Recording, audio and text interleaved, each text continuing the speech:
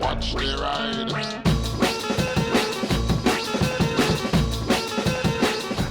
Hey everybody, welcome back to the Metalworks. Sorry it's been a while. I've been really busy. If you watched my last video, you know that I've had a lot of stuff going on. I've been developing a new line of clocks, which I'll get onto in a moment. Also, apologies if there's more road noise than usual. I've got to have the garage door open, it's so hot today. Okay, so the first thing I need to cover is a couple of parcels that I was sent. The first one I was actually sent a while ago, and I opened it and recorded it, and I can't find the footage of me opening it. But you'll see. Anyway, so let me just quickly give you the setup on this. Basically, someone asked me what materials was I after, and the thing I said that I was most short on was time. So they sent me some time. Problem is, because I can't find that original footage and I don't have the letter, I can't remember who sent me this. So whoever you were, thank you. It's very funny. I don't think I showed it in a video, but I found it in the garage and was like, oh my god, have I not mentioned that? So yes, thanks for the time. Okay, the next one arrived about a week or two ago, and obviously I haven't made a Metalworks video, so I haven't been able to show it, but I got this letter with it. It just says, hi Spicy110, for Derek, from Christian Tills. Actually, I've already opened it and I did film that, but because of what you're about to learn about it, I actually contacted him and said, I don't think this is going to work. Basically, what he sent me was this side stand, which is a CNC billet type side stand. Or on a DRZ or any dirt bike which has a high ground clearance, you have a really long side stand. The stock one's probably about that much longer, if not a little bit more, and the bike still seems to be quite tipped over, so with this on it would fall over, unfortunately. So I did contact him and say, hey, do you want me to send it back to you, and maybe you can find some use for it? And he said, no, keep it and see if you can use it as a stand for a clock or something. So thank you, Christian. That will be quite cool. I don't know quite how I'd do it because it tilts, but I might work out a way. Anyway, so thank you for that, but yeah, sadly it won't film Derek. Okay, so the next thing I want to remind you of is I currently have 3 clocks available on my store. This one, and this one. And yeah, I think that's all that's left. But now let's move on to the new things I've been doing.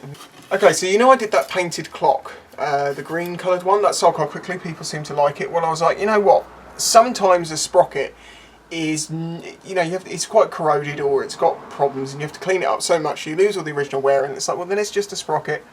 Maybe I could do something a bit more interesting. Flies. Get. I will massacre you!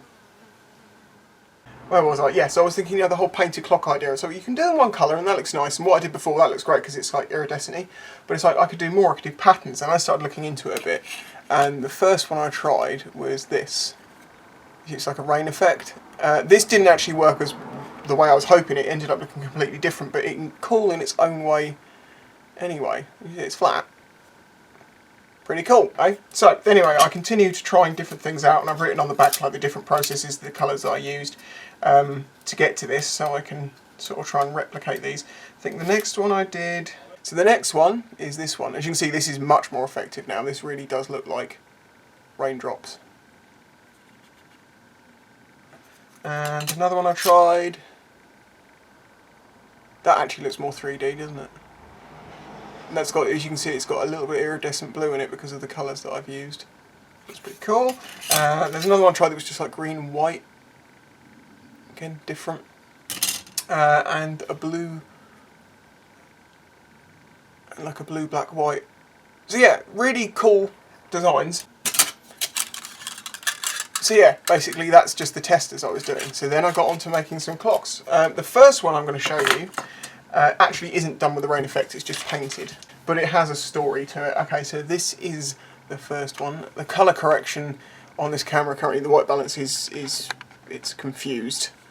This is lime green. The images, the photographs I'll show you with this, so you'll be able to see the proper colours. But yeah, as you can see, it's green, and it's got green on the insides, and it's white there.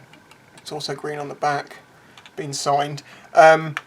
This clock, I think, looks absolutely awesome, and I hate it.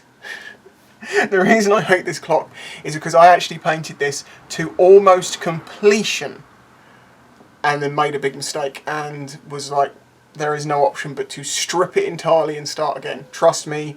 I was almost considering filming it because I was like, look at this, because you could hardly tell the problem, but it has to be right in my mind. Small little problems can't I couldn't leave it. And just putting it into acetone and watching all the paint melt off actually looked quite cool, but killed me inside. But anyway, this is number 50, clock 50. In fact, yeah, that's another thing. This is clock 50. We have reached 50 clocks. August 11th is the year we're currently in, so it's basically in 11 months I've made 54 clocks plus the big clock, 55 chases, 50.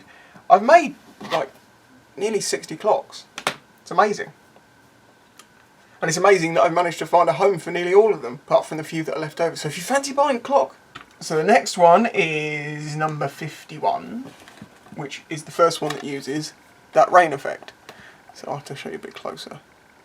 See the hands, I've got it. The whole clock has got it. Nice brush aluminium back. But yeah, that's available on my Etsy store now. But this, as you can see, is a start of a new idea.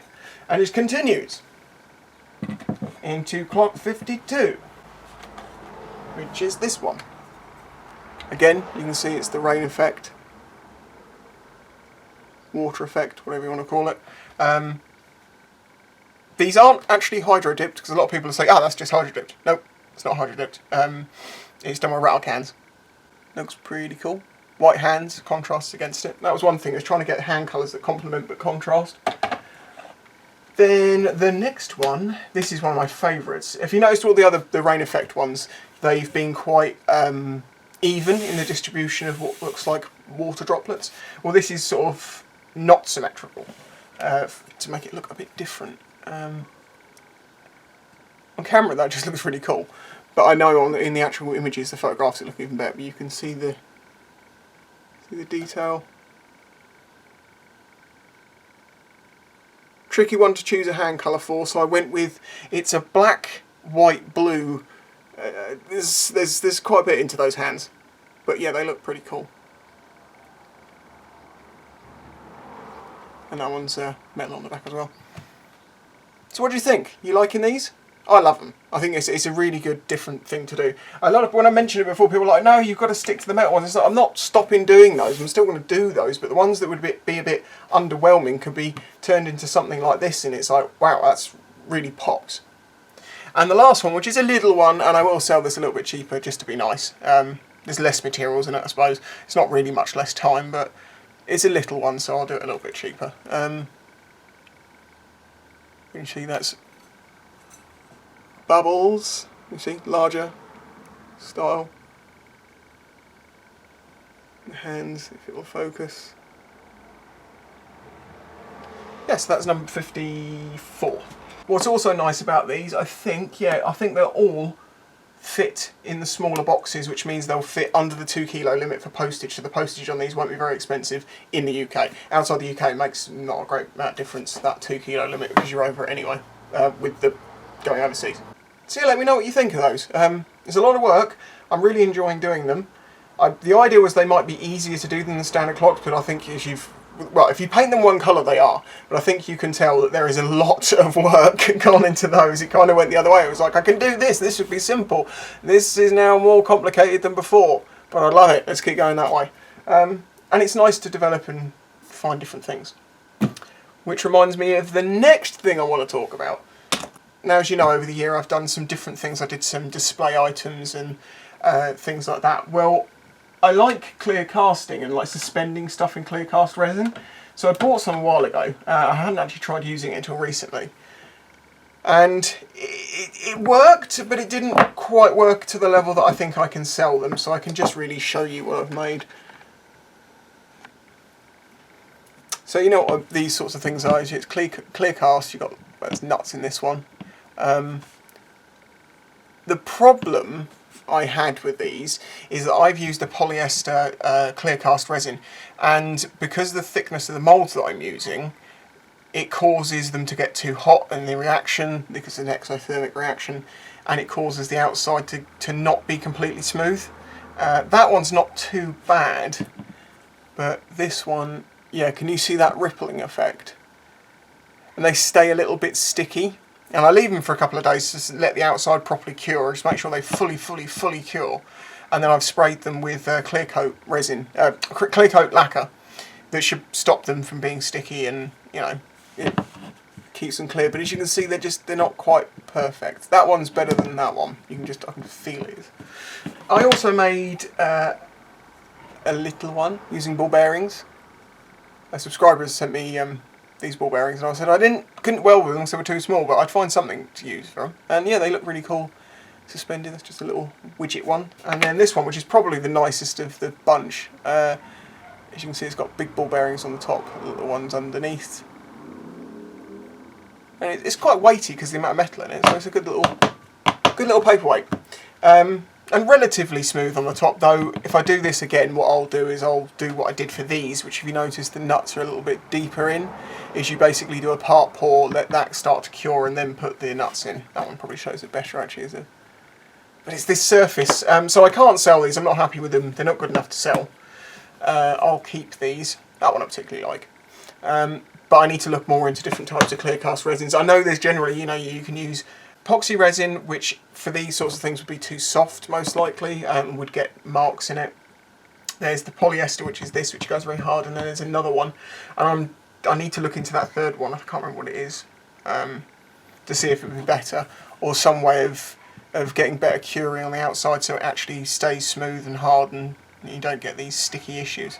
If you know anything about clear cast resin, casting and stuff like that, or you got any tips, let me know. But I have watched a lot, I've researched a lot into clear cast resin stuff because I'm a nerd, but also because it helps with future things I was planning to do. But yeah, I mean, they're pretty cool, but they're not up to the standard to be sold yet. Okay, the last thing I want to talk about is possibly doing another sculpture. And if you've watched my last video, you know the sort of my future at the moment, what I'm going to be doing, I don't really know. But I did notice that I did buy 5 wire brushes recently. So I'm obviously not planning on giving them. My brain was like, no, you're not giving up the Metalworks yet. And I'm going to see how this job information comes in, and we'll see. But I'm erring on the side of let's just keep going. Just see how much further we can go with this. But anyway, that brings me on to this sort of the sculpture thing. Now, I did the Dragonfly before, and I don't regret doing it because I absolutely loved it, but it didn't sell nearly as quickly as I thought it would. But it did sell eventually, and I think part of that reason is, yes, it was expensive, but it was a luxury item, and thankfully it found someone who realised its value and saw the hard work that had gone into it. But it doesn't appeal to such a bigger market as, say, I made a motorcycle out of scrap metal. The colour correction is way off. It keeps going mad. Where was it? Yeah, if you made something like those, the scrap metal motorbikes, which I know I won't do because they're just too cliche. There's too many like big companies making them cheap, so it's nothing special. I can do something that appeals to more people, and what can appeal to more people? I'm giving them a core demographic of my audience are men than a tank. Yeah, I like tanks. Lots of people like tanks. I was thinking about making a tank. Possibly. I don't know. This is just something I've been sort of thinking about. Where it started was I was like, well, hang on a minute. Tank tracks look like bike chains. Kind of. So if I scale up the size of this to some bike chains that I've got, I can then work out the size of the tank, and worked out how big it would be. And this part here, the body of it, ends up being about this big. Top deck. These sides would be cut in more. So that would be made, the core of it would be made of sheet metal, the tracks would be made of bike chains. The wheels are tricky because we call to use the actual sprockets that the chain's supposed to go on, but I think they'd end up looking like giant wagon wheels because they're just going to be too big compared to what size it is, and you can't make it bigger because the chains, it doesn't work. It's got to be to scale. I don't know if I'll go with like a modern style like this. I think this is a Challenger. Or is it a Challenger 2? But I was just trying to get some scale information. Yeah, make the body out of sheet metal. I know what I would use for the barrel. I might go with more of a Sherman type tank design because I've got some parts. I need to go through my parts and work out if I've got enough bits that would do the things I need them to do. I mean, obviously you might say, well, these could be bearings. It's like, well, yeah, but I don't know that I've got 12 matching bearings sat somewhere. Then I could buy 12 matching bearings when I'm buying the sheet metal, and that's where you start getting into this, like, how much is this going to cost, how much time is this going to take to make. Is it not going to be like super detailed like this? It's going to be quite sort of, in a way it might be quite futuristic-y looking because of what the barrel's going to end up looking like. I don't know, but it's something I'm considering doing. I do feel like I should do another project and do a video series next to it. Maybe not as in-depth as the Dragonfly, because doing the Dragonfly videos was as big of a job as the making the Dragonfly. It would kind of made it so much harder. But yeah, that's kind of my thought. I'm thinking about maybe making a tank. Obviously, the quicker and less detailed I make it, the cheaper it can be. But the more time I spend on it making it cool, it's like as cool as it can be, would mean it would be more expensive. So, I don't know. But I need to have a sort out of all of my scrap parts I've got to know how many, like, I've got loads of stuff. I'm not short of stuff, it's just having it all organised so I know what I can use next and what's going to get, like, turned into a normal clock and what's going to be, like, a painted one or a disc or blah, blah, blah. I've also considered painting a disc, and someone said to me, you can't do that. And I'm like, well, I can do that, actually, because I still make ones that aren't like that. So if I've got a disc in there somewhere that's a bit lacklustre, I know exactly the design that I want to do on it. I'm not going to say. But I know exactly what I'd do with it, so I might do something like that. It's something I've got to, I've got to work on. This is the thing, this stuff takes a lot of time to do. That's why the help of you guys is so amazing. When I sell clocks, when when people help me out through the links that are in the description and stuff, it means that I have time to do things like these, and it allows me to keep pushing myself onto the next bigger and better thing that maybe that'll be the thing that will break the sort of, I might get noticed more. I don't know. I've made what I do with the Metalworks quite public. I've told publications and things about it who would be definitely interested in stuff with motorcycles, and I don't think they'd have anyone else doing stuff like this, but they don't ever respond, and I have a feeling that's because they don't like me, because I'm a motorcycle YouTuber. Flies back. I'm talking scorched earth! So yeah, the clocks are available on the Etsy store if you fancy grabbing one. There's the ones that were made before anyway. Let me know what you think of the painted stuff. If you got any, oh, that'd be cool if you did this, this and this, or something like that, let me know. I might be able to do it.